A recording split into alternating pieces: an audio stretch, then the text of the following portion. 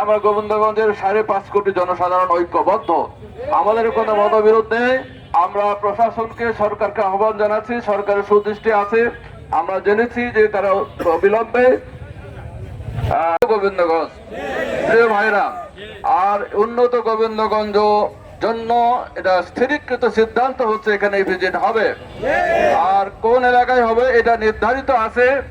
প্রশাসন যাবত প্রশাসনের সাথে কথা বলেছি এবং এই ভিজিট কিভাবে হতে পারে, কিছু সমস্যা আছে এই ব্যাপারে বিভিন্ন জনগোষ্ঠীর সাথে আমরা মত বিনিময় করেছি।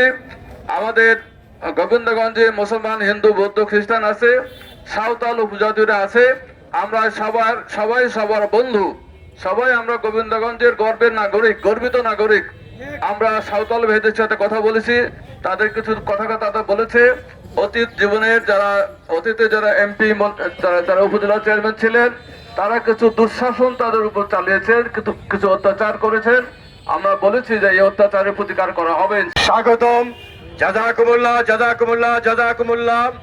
আপনারা মনে রাখবেন, এই গোবিন্দগঞ্জে ভিজিট হলে 2 লক্ষ লোকের কর্মসংস্থান হবে ইনশাআল্লাহ।